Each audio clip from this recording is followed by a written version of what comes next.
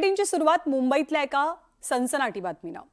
मीरा भाईंदरमध्ये एका व्यापाऱ्याला मारहाण झालेली आणि याच विरोधात मारहाणीच्या विरोधात व्यापाऱ्यांनी बंद पुकारलेला।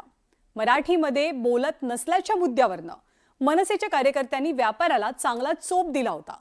तर मीरा भाईंदरमधील व्यापाऱ्यांचं नसून हे आंदोलन भाजपचं असल्याचा आरोप मनसेनं केलाय।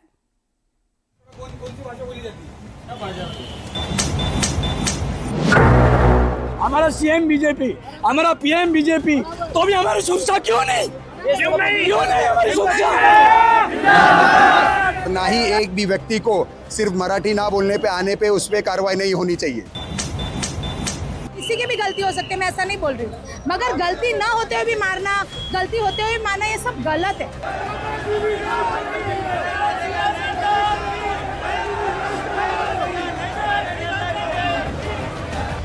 मीरा भाईंदरमधील व्यापाऱ्यांनी तीव्र नाराजी व्यक्त करत आंदोलनाचा पवित्रा घेतला।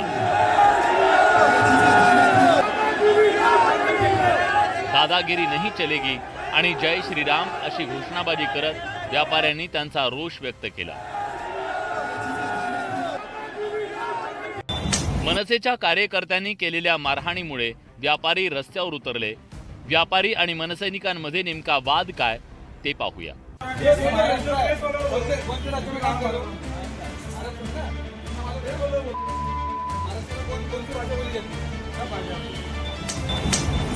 महाराष्ट्र में सब भाषा बोली जाती है असं उत्तर दिल्यानंतर चिडलेल्या मनसैनिकांनी व्यापाऱ्याला मारहाण केली। त्यामुळे व्यापारी संतप्त झाले। भाजपला मतदान करूनही मारहाण होत असल्याबद्दल व्यापाऱ्यांनी आक्रोश व्यक्त केला। हमारा सीएम बीजेपी, हमारा पीएम बीजेपी, तो भी हमारी सुरक्षा क्यों नहीं हमारी सुरक्षा? कौन काम करता है बीजेपी को? इसका लक्ष्य का कौन है? कोई एमएलए नहीं, कोई सीएम नहीं, कोई पद नहीं, तो ये हमारे को मारपीट क्यों करते हैं? क्यों मारते हैं हमारे को क्यों मारते हैं लोग? हमारी सुरक्षा चाहिए। बीजेपी को हाथ जोड़ के विनती है कि हमारी सुरक्षा करे। मीरा भाईंदर में जो घटना हुई वो आगे घटनी नहीं चाहिए। व्यापारी संघ के ऊपर जो हमला हुआ वो नहीं होना चाहिए, और ना ही एक भी व्यक्ति को सिर्फ मराठी ना बोलने पे आने पे उस पर कार्रवाई नहीं होनी चाहिए। मीरा भाईंदरमध्ये व्यापाऱ्यांनी नव्हे तर भाजपनं आंदोलन केल्याचा टोला मनसेनं लगावला। व्यापाऱ्याने मुजोर भाषा वापरल्यानं त्याला चोप दिल्याचं मनसेनं स्पष्ट केलं। असल्या गोष्टींना आम्ही भीक घालत नाही। मराठीचा अपमान करण्याचा प्रयत्न केला तर कानाखालीच पडेल। ही भारतीय जनता पक्षाने मराठी माणसाच्या विरोधात काढलेला केलेलं हे आंदोलन आहे। त्यात व्यापारी बिपारी काही संबंध नाही। बळजबरी व्यापार, अनेक व्यापारी आमचे पण आहेत। बळजबरी तिथल्या काही जे काय 25-50 व्यापाऱ्यांनी दुकानं बंद ठेवली होती त्यांना बळजबरी बंद करायला लावलेत। मनसैनिकांनी कायद्याच्या चौकटीत राहून मागण्या कराव्यात आणि कायदा हातात घेऊ नये असं सरकारकडून बजावण्यात आलं। भाषिक वाद निर्माण करून राजकीय पोळी भाजू नका असा पलटवार सत्ताधाऱ्यांनी केलाय। दिवशी मीरा रोडला एका हिंदूला मारलं, नंतर आता पण मी कुठला तरी ते माजी खासदार राजन विचारेंचाही व्हिडिओ पाहिलं, तिथे पण एका हिंदूला मारलेला आहे।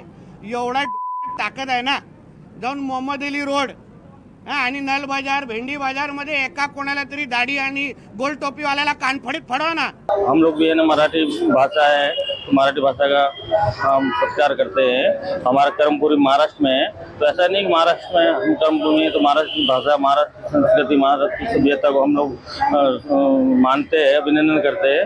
लेकिन आपका जो रवैया है तो उसका मतलब ऐसा नहीं कि डायरेक्ट आप हम भी बिजनेस लेके बैठे, हमारे स्टाफ के सामने तुम्हें सीधा डायरेक्ट मार रहे हैं।